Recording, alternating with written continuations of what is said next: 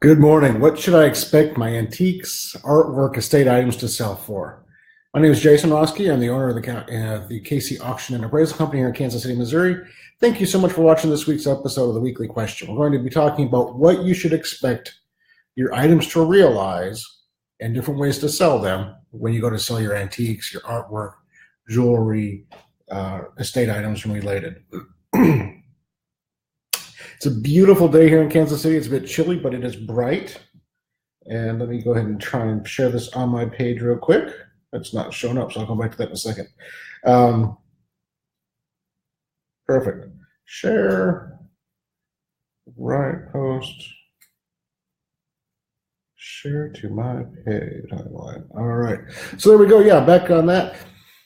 If you're watching, thank you so much for doing so. Hit the like button, the share button, and the heart button. If you have questions, please ask them during the conversation here. Be happy to answer them now or after the video is over. We will have this posted on our Facebook page here shortly.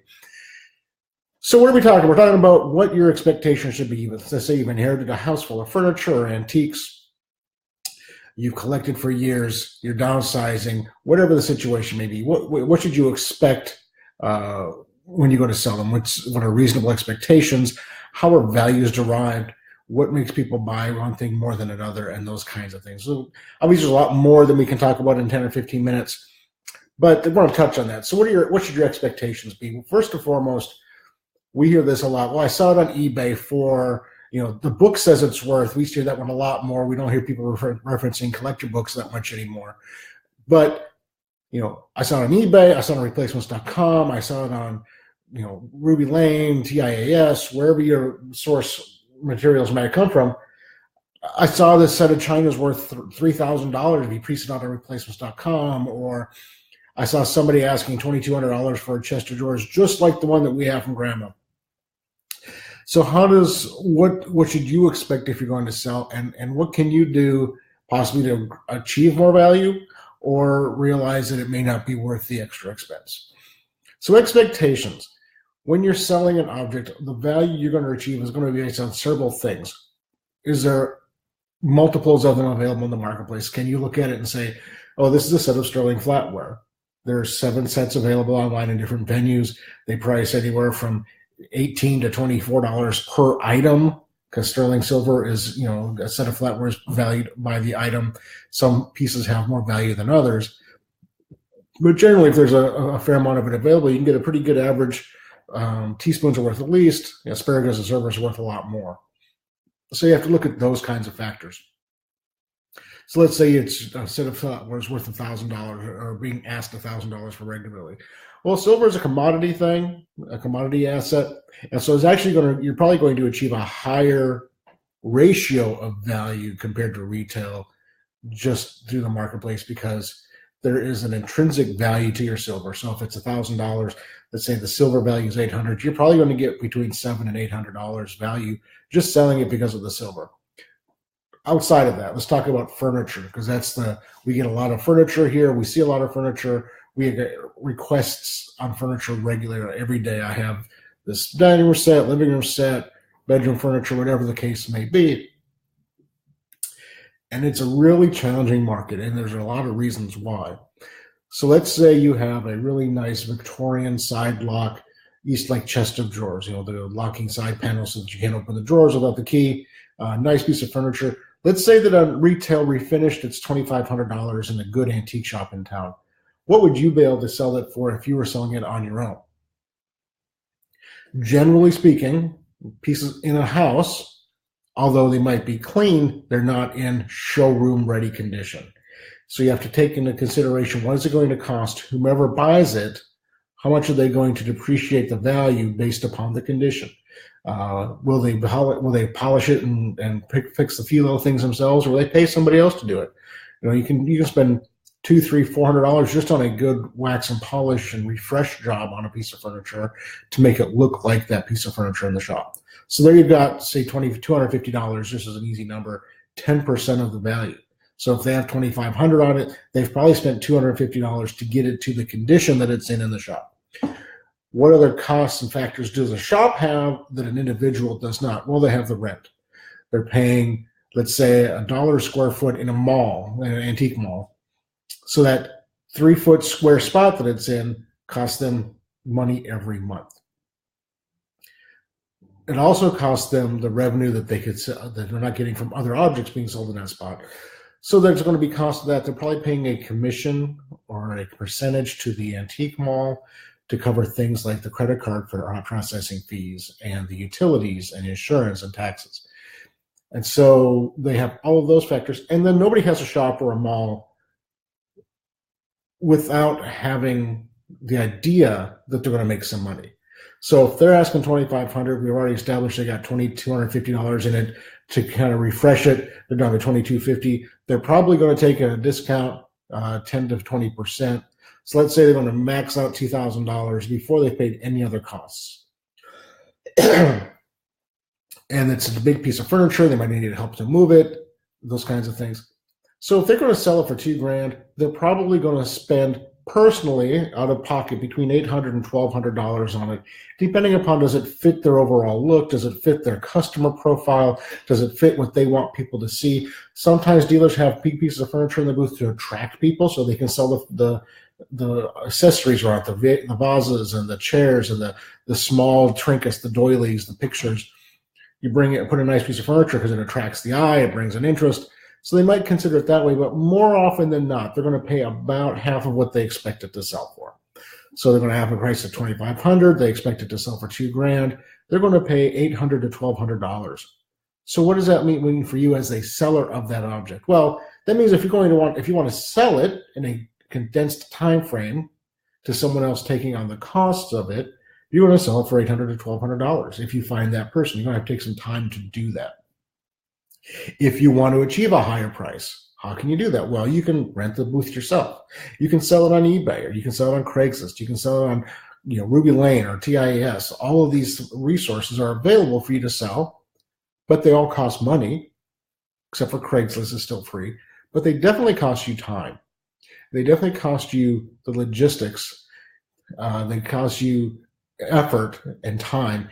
And those things have value, whether you realize it or not. I know, I have a job. I have a business. Amy, who works for me, has a job. My wife has a job. Everybody we deal with has a job of some sort. Your job might be that you take care of your mom, or it might be that you take care of your children. It might be that you work 40 hours a week and you do all of those things as well. My wife is a fantastic mother, but she works 40 hours a week at her job, and she takes care of our children. She makes sure that we have food in the house and manages all that. So for her, the idea of selling a piece of furniture to get another few $100 doesn't make any sense. It might make sense for you in your world. But understand that if you're going to sell on TIAS or on Ruby Lane or on eBay, every time you list, there's going to be a cost. Every time you sell, there's going to be another cost. Every time you have to answer an email, go to the post office, arrange for shipping, arrange for this. There is a cost and an effort involved with that. Thank you all so much for watching. We're about halfway through this week's question. If you're watching now, hit the like button, the share button, the love button. If you have questions, please post them. Try and answer them during the live video. Otherwise, we'll answer them afterwards as best we can. So what other objects can we talk about? Let's talk about artwork. What would your expectations be in artwork? Well, that's most artwork. Let's talk about original paintings.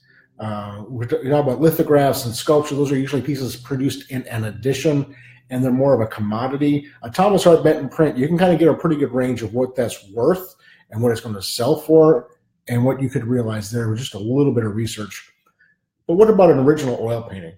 How do you establish values on that? And what should you expect as a seller on that? Well, it's a little bit more challenging. You have to do some more research. There's not as many, generally speaking, there are not as many paintings from an artist as there are prints or edition pieces.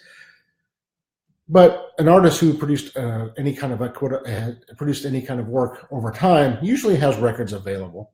And so then you have to look at, so they're selling at auction in the $1,000 to $3,000 range. What makes a painting worth $1,000 versus $3,000? And what is that value price? Is that an auction value? Is that a gallery shop price? Is that somebody just fishing for a number? You have to spend some more time on that to find out more details. But let's say you have a painting that has, by an artist, it's reminiscent of what they normally sell. It's in the same genre, the same style, the same size. and they're selling regularly for between $2,000 and $3,000. What can you expect to sell that for as an individual seller?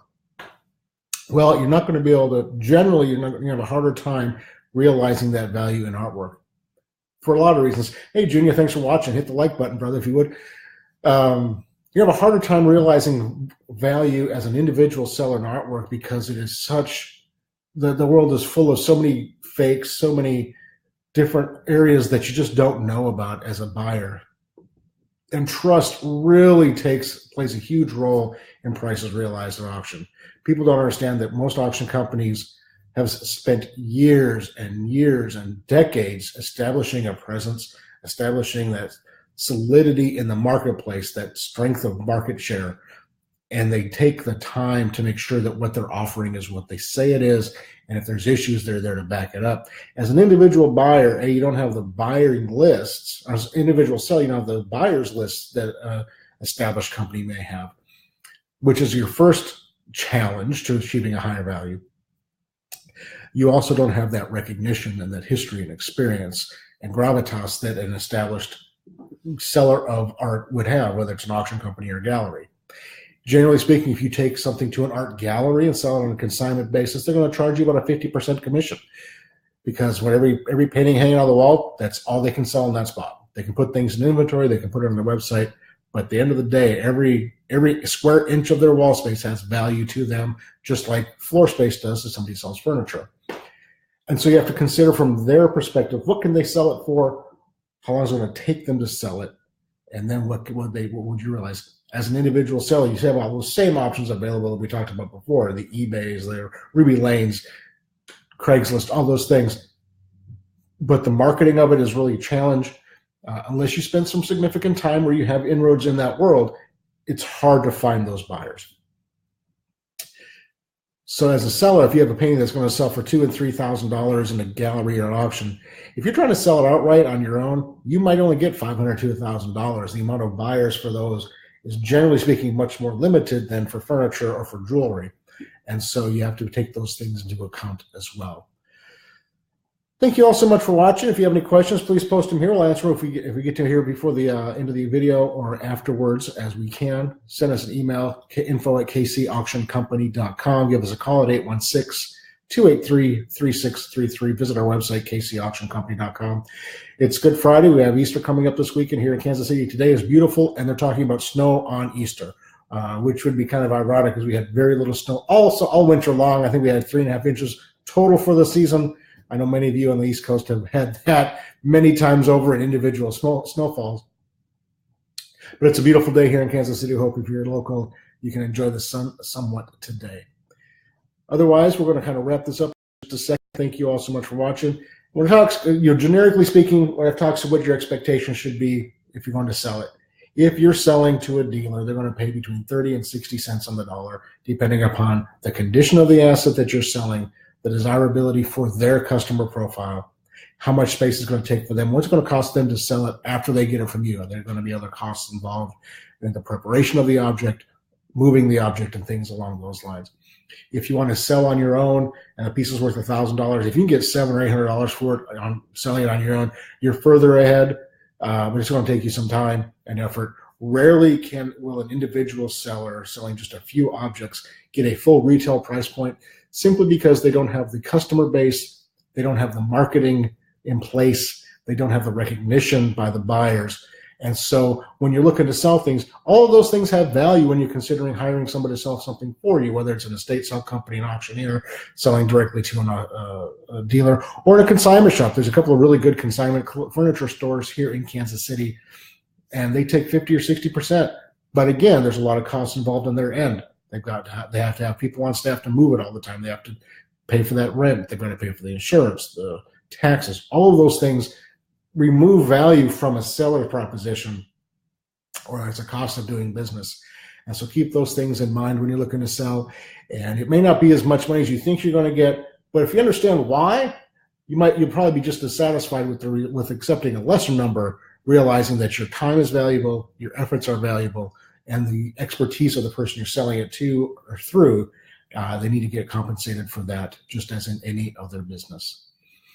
Without further ado, it's noon straight up here on my clock, and thank you all so much for watching. Next week's question, we'll pick another topic. I think we're going to change the format just a little bit. We're pretty excited about some things coming up, and the auction online right now is really, really wonderful. A lot of people are responding to it from all over the country. If you're watching this before April 9th, take a look at the current auction and see what kind of goodies we have and get a real good idea of what the market's saying for those pieces today. And we'll talk to you next week. Have a wonderful Easter, and we'll see you all soon.